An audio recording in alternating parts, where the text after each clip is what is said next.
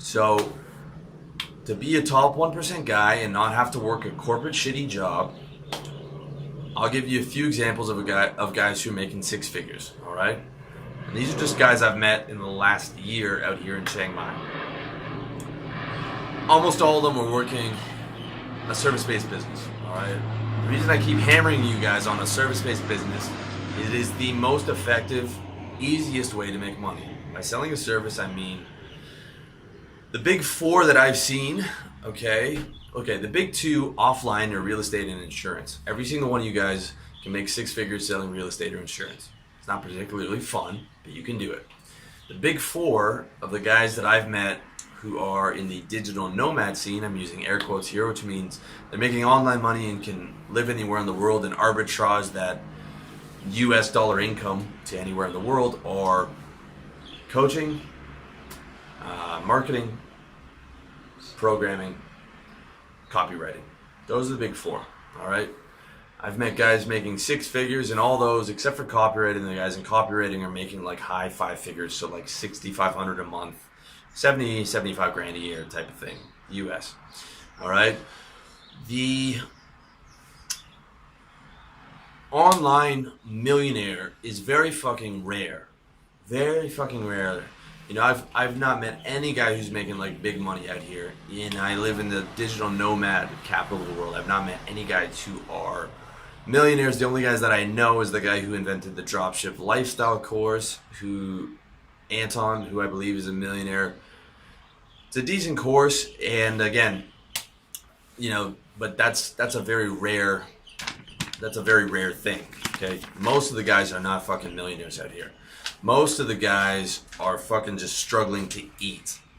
But there are a few guys, like I said, making six figures, and almost none of them are doing the digital nomad businesses like blogging, dropshipping, Amazon FBA, okay?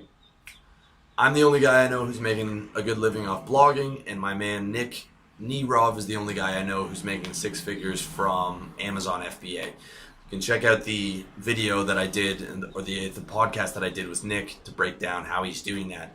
But for the vast majority of guys, the service-based business is the fucking way to go because it's so much easier, all right? There's a proven market. You know that everyone needs marketing and copywriting services.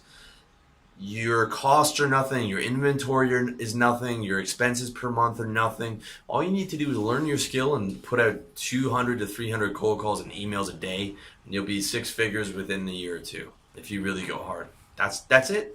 That's it. All right. Yes, you're still selling your time for money, but a product-based business has a fucking 90% failure rate. It's very hard to do a product-based business. I know I'm speaking from experience. This is my fifth fucking product-based business. This is the only one that's actually worked for me. It took me like 7 years to make a product-based business work. All right? It is a hard thing to do. It is a hard thing to do. With my tech startup, okay, I had a tech startup that flopped. I was in an incubator, one of the best incubators in Toronto. Not just my startup, but no one that I knew in that incubator became successful. No one built a successful tech business. There's only one exit that I knew of, and it was for $500,000, and it was an acqui-hire. An acqui-hire means that they bought it to acquire the Rockstar developer, the 21-year-old guy who built the thing, who was a Rockstar developer. So they paid 500 grand for the technology and to get that guy to work for them for 2 or 3 years. 500 grand between three guys after taxes for about 3 years of work is like 40 grand a year or less. It's garbage, all right? The reason these guys sold is because it took them a couple years. They got to market. They realized, well, no one wants to buy our product, so we have to sell out and we have to take this price because, you know, we've put all this time in it and now it's relatively worthless. Same situation happened to us. We got to market. There wasn't a huge demand for it. We almost had a buyout from a major media company. We had a verbal agreement, but then they said, you know, we looked at the numbers again. We can't do it. And that was it. All right. It's an unproven market. All right. Everyone thinks they're going to be this tech billionaire. It's an unproven market. You don't know. And it's going to take you like a year or two to get to market before you even realize if people want to buy your shit. All right. Same thing like with a franchise. You don't know whether your franchises are going to succeed, right? It's all about the location. And You're going $100,000 into debt to buy this thing. You put it up, wrong location, game over. If it succeeds, it's like 10 to 15% a year, which is okay. It's okay if you're already rich, man. If you're already rich and you want to buy a few Subways in prime location, if you already got $3 million in the bank and you don't have to go into debt and to do it to get 10 to 15% a year, okay. You know, you get someone to manage it, whatever. Not bad. I still would rather have you, you know, invest in something that's way less friction and way less headache and try and get your 10%. But like for a guy who has to go to a bank loan and you're betting everything on one store and you're going 200 grand in debt to try and get like 10% off this thing, 15% a year off this Subway franchise, and then you find out you have the wrong location and then you just watching this thing fucking slow burn and you're trying to reinvest more money into it. I mean, come on, those franchises are those are soul crushing, man. Can't do it. Cannot recommend that shit because it's so easy to go broke. With a service business, it's very hard to fail because it's very hard to go broke. You can't fail because all you need is an internet connection and a phone.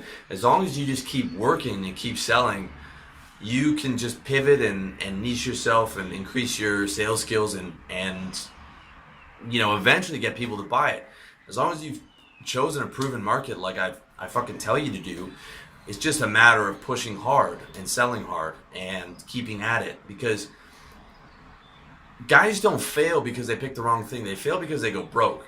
As long as you have money, you can always pivot into the next thing. You can always pivot into the thing that's going to eventually succeed. But you fail because you go broke. And in a service-based business, it's very hard to go broke because you don't have fucking expenses and you don't have employees and you don't have overhead. All you're doing is just fucking, hey, do you want to buy this? Hey, do you want to buy this? Emailing, do you want to buy this? Right? That's it. So it's very hard to fail. That's the fucking key. Keys to the service-based business, why it's a really good thing to model is because, one, you don't need massive IQ. Number two, you're not reinventing the wheel. You know that it works because it's a proven market.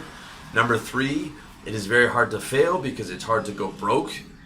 You know, you really only fail if you quit. All right? And number four, there's a million examples to model. You don't have to take my word for it. You can go out and read whatever your niche is. Go read every guy who's successful at that. You want to be a copywriter? Read every fucking book on guys who made six figures at copywriting. With Amazon and all the blogs available today, you got every motherfucking resource at your fingertips to model like the successful guys. Just be like accurate with your thinking about, like, you know, don't take everything with a grain of salt, right? Because a lot of people have a reason to lie to you, but like use your deductive reasoning and then fucking find the proven market, model the successful guy, and then do exactly what they do, right? It's that easy, man. It's that fucking easy. That's what you got to do. Got to use that deductive reasoning. You know, look at his success, take away the factors that's made him successful, take them all away, and look at them individually and see if you have them. All right. Applies to anything in life.